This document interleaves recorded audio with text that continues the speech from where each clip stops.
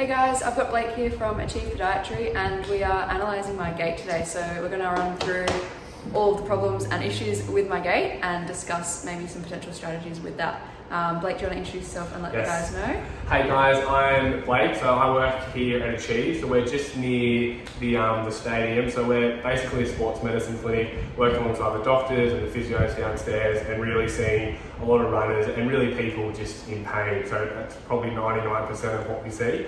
So Sophie's come in today, we're going to have a look at her running and her moving, but before we have a look and analyse, easily the most important thing is everybody's got their own peculiar and different gait because everyone's different anatomically. So the question is, do we need to change someone's gait if they don't have pain? And the answer is probably not. And again, when they do have pain, again, do we need to change it? Maybe it might be best in the short term, but in the long term, we know, and this is more from the research, we know that people are going to self-optimize anyway and run for what's most comfortable. So we'll have a look at a few things, and I'll probably explain a few things around efficiency and things like that, because there are a few things that we can change. And again, Soph's had some Achilles issues and things in the past, so we'll have a look at, there's a few biomechanical things that may be contributing to that. Yeah, awesome. All right, let's get into it. So what we're going to do is we're going to have a look at it on the screen, and then we're going to have a look at it on the iPad. So undoubtedly, if you're a patient athlete and seeing physio, osteochiro for a running related injury, they need to be obviously watching you run and watching you run a couple of times to see if we're getting any improvement or different. So we'll watch a couple of seconds of this in kind of fast, and then we'll slow it down here and draw some lines and things like that. So let's have a look here. So it can be quite difficult to analyse it at this speed, and that's what we use the iPad for. So we'll have a look from the sagittal plane, and then we'll have a look from the side.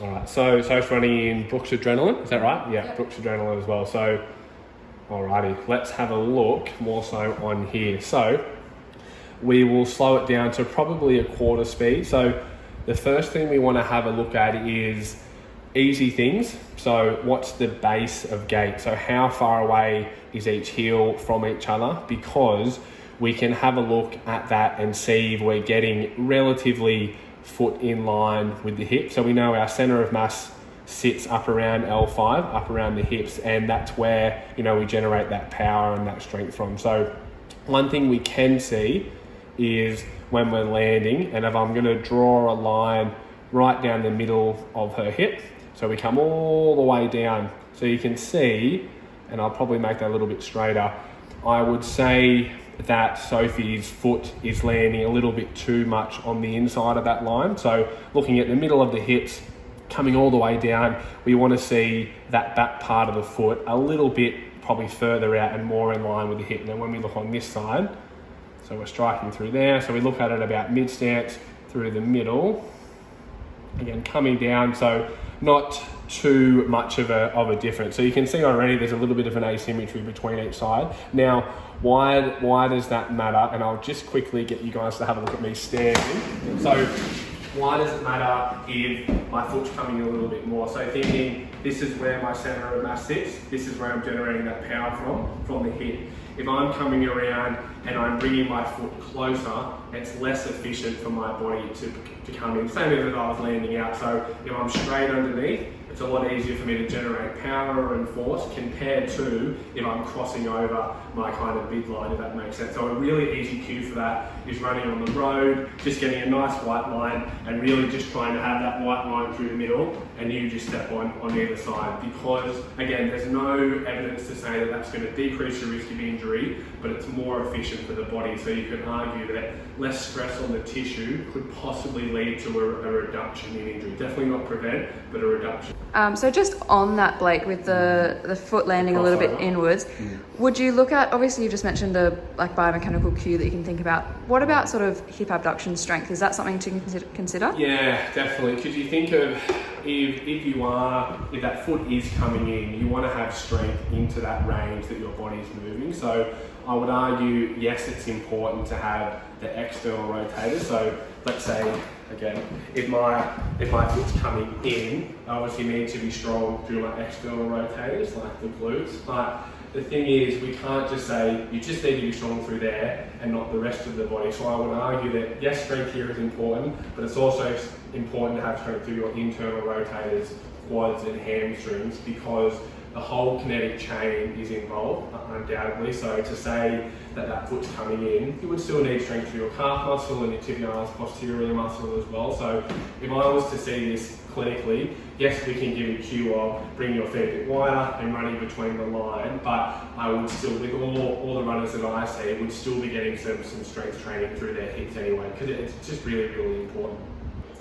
All right, so the next one, which having a look here, Sophie's, I guess, glutes and hamstrings and things look really strong. So one thing we do commonly see, and it's easy to, like, it's not the be all and end all in the sense that you can still run if you have a weak glute, if that makes sense. And a caveat to that is, I know that people talk about glute activation and things like that.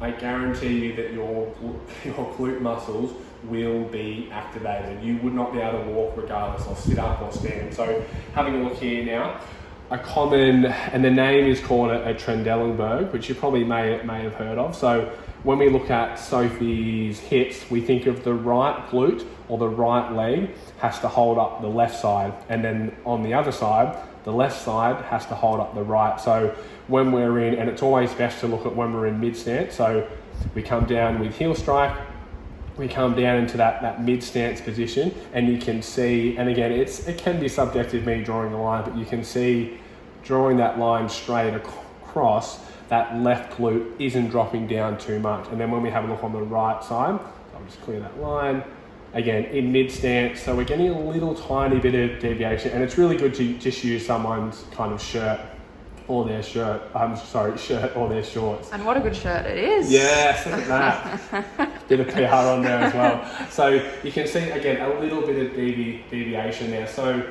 again, what would that mean? It could be a number of things, because there's more than just the glute medius in there. So we've got glutes and hamstrings, we've got some lower abdominals at the front. So we've got a lot of muscles around there. And undoubtedly for Sophie, I think it would be worth, if we were getting that contralateral drop, to do some hip strengthening. Now, that's really subjective when people say, just go out and do some hip strengthening, like what does that mean? How do we structure it? And let's say for an average recreational runner, and let's say that Sophie was running 3-4 times a week with some trails and some faster, I'd be recommending 2 strength sessions, some Nordic hamstring curls, some single leg glute bridges, some single leg glute holds. We could do some Bulgarian split squats, some normal squats, some single leg squats.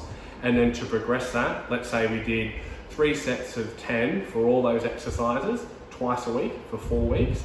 And then I would have a week of doing 50% of what you've done previously. So you might do, 1 set of 10 or 2 sets of 10.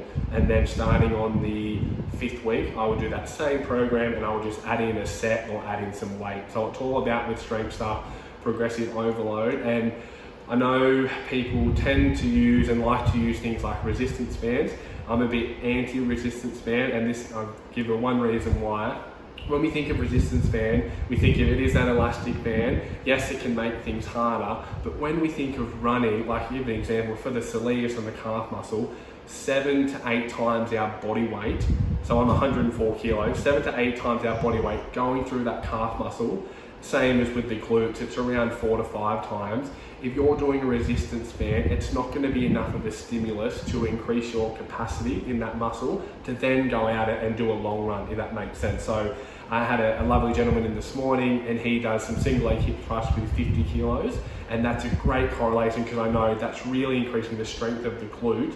And then when he goes out and does his elevation and his long run and things like that, he's going to have that capacity, compared if he just does a body weight with some bands. So all right, so one thing I did want to talk about as well is when Sophie doesn't have any pain or injury, again, we don't really need to change too much. Now, as we said before, Sophie was dealing with previously a left Achilles, if I'm right. Yep. So it's a really great strategy if she had a left Achilles issue, and let's just say for argument's sake it's an insertional Achilles. Yep. It's pretty early on, it's not affecting their running too much, still able to hit the kilometres and the volume and things like that.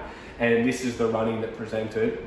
This is a great opportunity when we can change something in the short term while that Achilles is getting better, and then going back to how we've always run. Because like I said, we know runners are going to self-optimize, and we don't want to be changing all these biomechanical things because we don't have anything to compare to. So in the research and kind of what we know from some of the experts in the field is saying that this is the most efficient running gait. We don't have anything to compare it to, and like I said, everybody is different. So having a look here, one thing that we can see is, I'll just play a little bit slower, is that Soph strikes on her heel.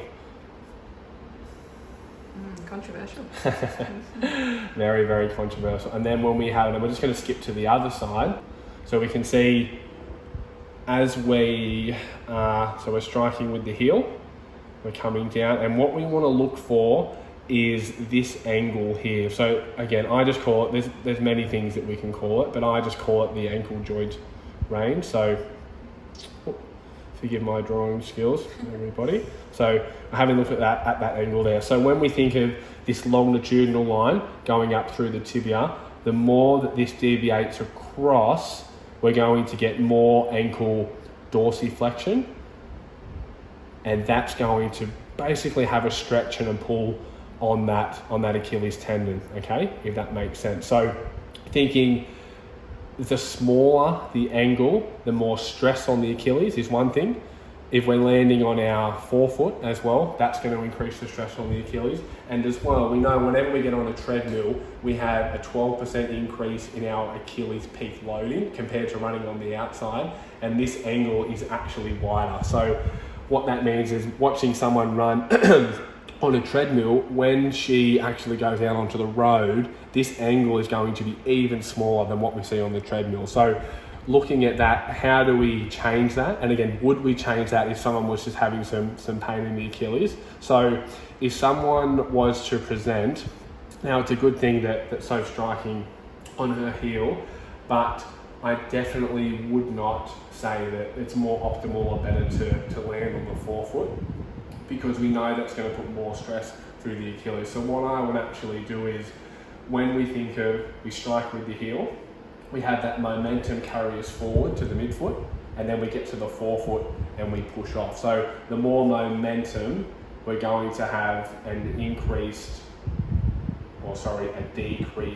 angle at the ankle joint. So more momentum carrying you through, a lesser angle and more stress on the Achilles. So what I would actually do, and we would play around with this, let's say she was getting a little bit of pain striking on the heel, we would trial and transition her to a midfoot striker, from the reason of we have less momentum to carry us forward, so we don't get as less of an angle, so we don't get as much of a stretch on the Achilles. Again, if her symptoms were to basically go away, I would say it probably would be worth doing that for a couple of weeks. Again, because we know we're getting a win because we're getting that pain modulation. And then as things started to settle down and we're working on strength, we could then transition back to a heel strike, if that makes sense. So changing foot strike pattern is pretty risky, because even if we do transition her to a midfoot, we then put more stress through the knees and the quads and the hamstrings to the glute. So yes, we might be able to modify the pain at the Achilles, but at the result of that, do we then cause pain at the knee and the hip?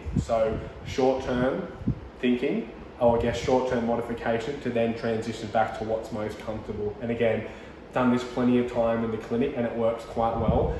And we do have a little bit, again, it's not great evidence for changing foot strike pattern. There was a great study out of Melbourne where for people with knee pain, they transitioned, they were all heel strikers. They transitioned them to midfoot and forefoot strikers. So only 8 people, they came back in a month. Everybody, or all of the 8 people, all their running was great, they had no pain, but 2 of the 8 then basically just had ankle pain. So you've just transitioned the load from the knee to the ankle, and then you've just basically moved the pain somewhere else. So you need to be careful with modifying it, and that's why having a look at this, I would say it's worth trialing for, again, a couple of weeks, striking on the midfoot. If you're getting pain or the pain's coming back, then I would be transitioning back to a heel strike. So as long as you give the right education and the patient understands and you understand what you're doing and what you're trying to do, and it's a short-term thing, I think it's okay to change foot strike.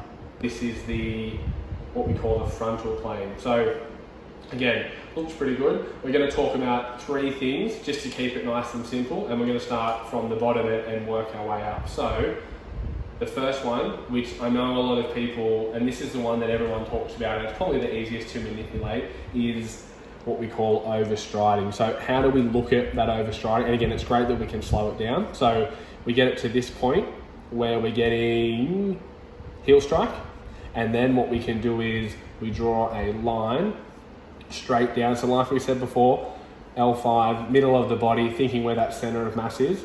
So we come down. So that's roughly the middle. And then what we can do is draw a line down the femur, down the leg to where we're heel striking. So looking at the angle here, if her heel was landing out here, the further away that foot goes away from the center of mass, the more stress that we're going to get, again, through the tibia, through the knee, and basically through the lower limb. So if we were, I'll just delete that line and we'll clear that out of the way. So again, coming back to here, looks really good. And what we can do is I can take a screenshot of this. Beautiful. And then we can give the cue, which we're going to talk about now, and it's really just cadence. So it's a very easy thing to change, and all cadence is steps per minute, just taking shorter, quicker steps. So let's say we were to make it shorter and quicker, we would grab a metronome, calculate how many steps we're doing per minute, metronome on Google, and then you just can match that to what they're running. So we didn't actually look at Sophie's cadence. I didn't think it was worth changing, but most people sit around that 155 to 165. Now, I know there's a bit of a myth around kind of running injuries and things that 170 is this magical number. 170 doesn't mean really anything at all. It's just kind of the average of what people run. It doesn't mean it's more optimal or more efficient. And I see runners in here that have like a 130 and a 140, and I see runners that have a 180 and a 190, and it doesn't really make too much of a difference. However, when someone is in pain or we're trying to modulate their pain, so let's say they've had a history of stress reactions or stress fractures, a really, really good one is for hamstring and insertional hamstring. So if we think of this angle, the further that angle goes out, the more stress you're going to have on that hamstring. An example is just like you're doing this, so the further I strike, you're going to get more ground reaction force through the hamstring and in through the calf as well. And it's less efficient, and then usually I've got to compensate and bring my torso forward. However, if I come out to here, I'm closer to my center of mass, and it's a lot easier for me to get in this position and be straight over my foot and push off. So you imagine if we get a combination of overstriding and also a crossover gait. It's just inefficient, if that makes sense, or it's not as efficient as what we could do. So they're two things that we commonly see now. My recommendation for cadence is let's try and change it by 5 or 10%. So we know as well, like I said in one of the last videos we did, whenever we jump on a treadmill, our cadence can increase by 3 to 5%. So let's say someone's running at, let's say for argument's sake, a 200 cadence, they're probably going to be realistically running on the road around 185 to 190. So an easy cue is just to take shorter, quicker steps. You can use a metronome. You can even find, which does work with some people, you can find a song, a really quicker beat song, and try and run to the beat. Or if you've got a Garmin, an Apple Watch, or any kind of fitness tracker, after the run, just having a look what your cadence was. So my recommendation is 5 to 10% is all we want to change, because again, we don't want to change too much, and it's not this kind of cheat code or anything like that. Your body still takes the load. So you're not modifying or changing or removing the load too much. You're just changing the peak. When we think of the ground reaction force, so the force that comes up through the ground, through our body, if this is kind of we'll use this as our baseline, if we're taking longer steps or a decreased cadence, because we're striding out, we're going to spend more time out there, and we're going to have more of a peak, if that makes sense. So it's going to look up and slow, and then back down, and then up and slow, and then back down. So let's say we might get 100 newtons of force go through our body over a minute. And again, just an arbitrary figure. With a cadence or an increase in cadence, shorter, quicker steps, more like that, if that makes sense. So again, it's still going to be 100 newtons of force.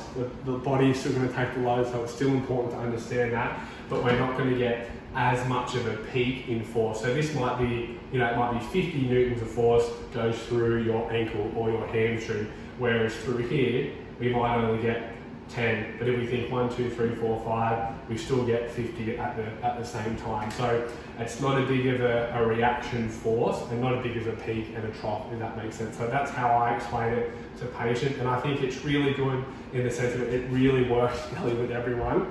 But if you don't have pain, it's definitely not worth changing. Only changing by 5 or 10%, I guess, per session and seeing how that goes. Now, what we commonly see as well is, like I was saying with Sophie's Achilles, we could change that for a couple of weeks.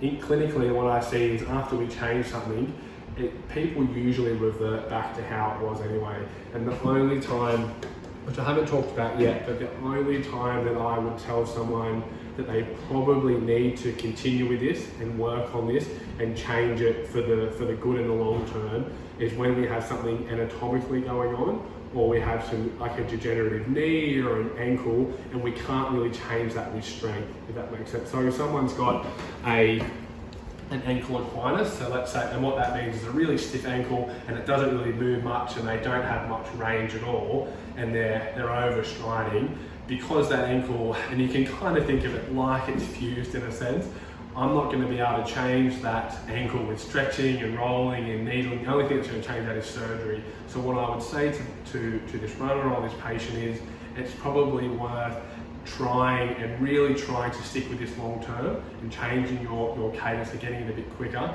because it's going to reduce that huge peak on the ankle and you're going to be able to keep running. And it's the same with like a knee, with arthritis and things. That's when we're more like, you probably need to change this, because this isn't going to change. And that usually, works really well. What we're going to talk about now is the hips and vertical oscillation. So probably pretty similar to what I've drawn just here. When we talk about vertical oscillation, we mean, can you imagine you've got, this is the middle of your hips. So I'll draw that here. So if we were to draw a line through the middle of the hips, how much does the centre of mass deviate away from the midline, if that makes sense? So are we getting a lot of deviation, or are we getting a little? So a perfect example, if you watch, Usain Bolt or any sprinter, they get really, really minor amounts of deviation, because when we think of running, it's basically just your single leg hopping in a straight direction. The more deviation you get up and down, the less quick you're going to move straight forward, if that makes sense. So having a look at Soph's running, I'll put it through here, so you can see, and it's really common to see a bit of a bounce. Now, I'm sorry to do this to some, because this is one thing that I would change, is so we can see where we're getting that deviation. And when we look on it, it's really, really good to look on a treadmill, because we've got this kind of plastic arm here that acts as a really objective, nice straight line.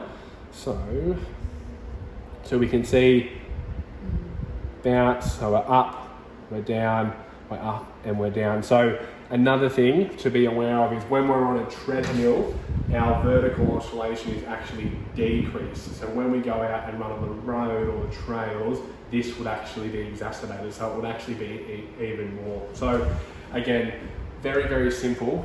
We're running straight. So we want as much, we're thinking we're running straight in that plane. We want as least amount of possible deviation up and down, because it's just going to be less efficient. You don't want to be putting power and strength into up and down. You want it to be forward. So a really good cue, and you can see as well when I get our lovely line up here. So looking at, we're coming down through the back, we're getting the hips through there, and we get that line coming down through there. So what I would, and it's a bit similar when you're squatting, and I guess you could call it like a bit of a butt wink. Having that pointed out, I think, is probably contributing to the deviation of that centre of mass and that increased vertical velocity. Again, and I'll probably say this, and I think I have said it in every video, does this matter in the grand scheme of things? Probably not, until we start to get up to the really, I guess, high volume. So if you were just a recreational runner, 2 runs a week, a park run, and then a 3K run, these things probably aren't going to matter too much in regards to efficiency. However, if you're trail running and you want to get really good and increase your performance and you're running 50, 60, 70 kilometers a week, these little biomechanical indifferences can kind of be exacerbated at the end of the spectrum, if that makes sense. Now, I'll be completely honest, we don't have any evidence for decreasing or changing vertical oscillation. We just know from the physics and a bit of a logic point of view, we want to be going straight, not up and down. So an easy cue that we would give for Sophie is, and I'll stand up to show this one. So thinking of, and I won't get too technical, but thinking of your pelvis, if you're in, anterior and posterior tilt. So, and I'll over-exaggerate so it makes sense. So at the moment, if we're in this position and we're getting a lot of up and down movement, what we can do is thinking of our pelvises like this, we can squeeze our glutes, tuck our bum and get into a better position. And then it's a lot easier to use these muscles.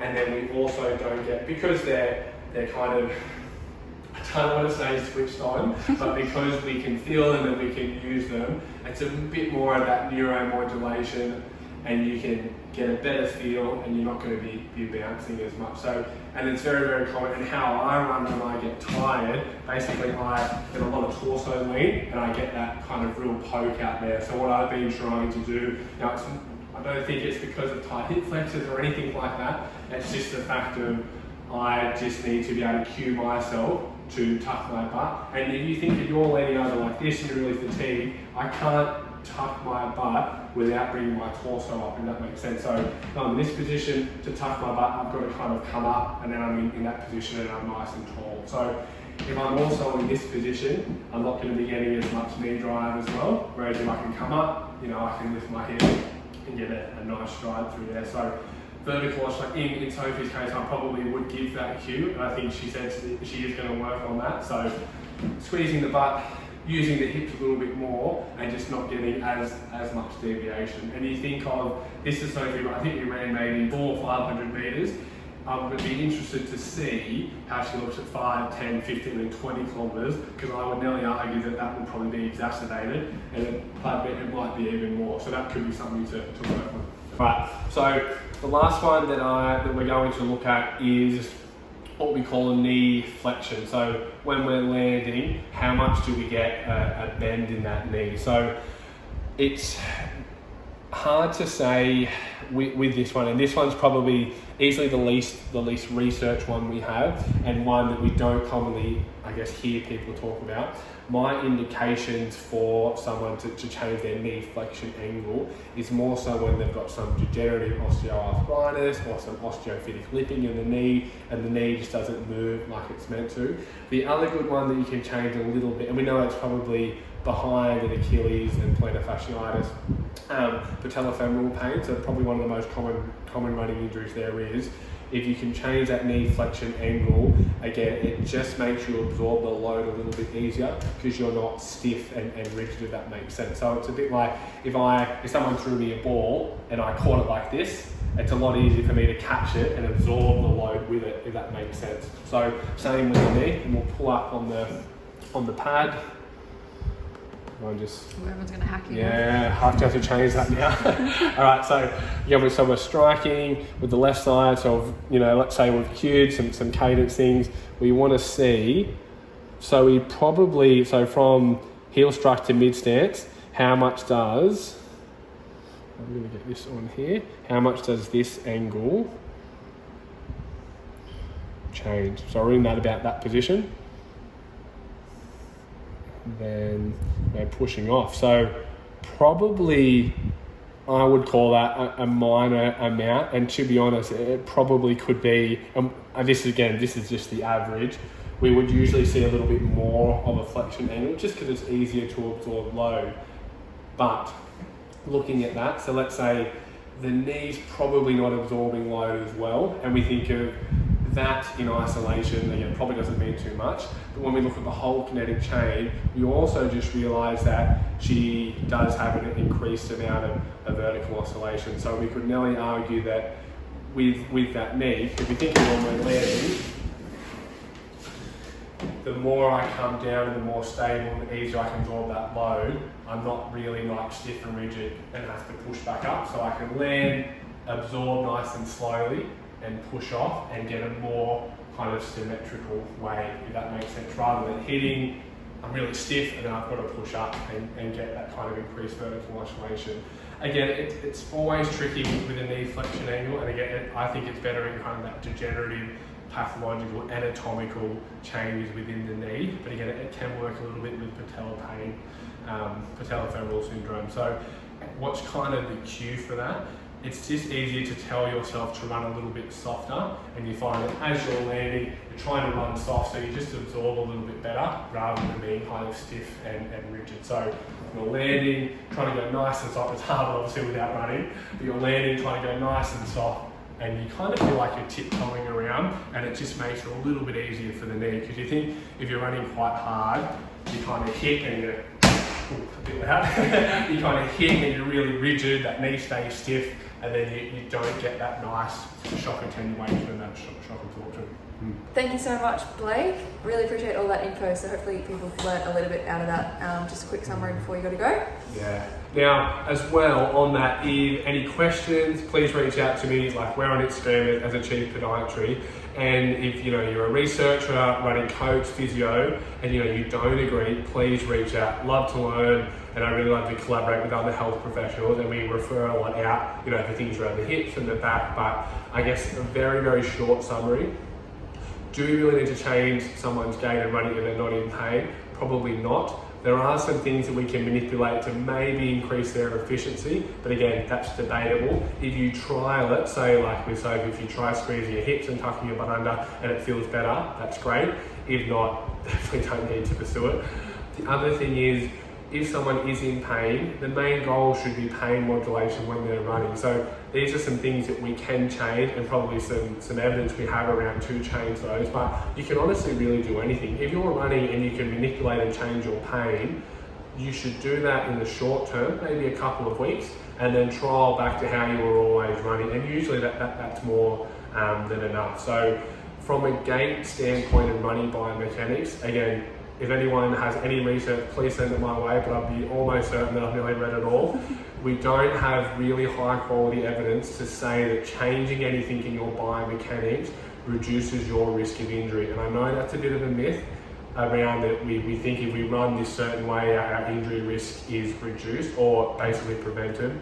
And it's just not the case. We're trying to research this constantly. Some incredibly smart, way smarter people than me have tried to do this, and we don't find any differences when we compare these two groups. So please keep that in mind. And if you see someone had a running injury, please make sure they watch you run. Cool. Definitely. Awesome. Thank you so much, Blake. We really appreciate your time.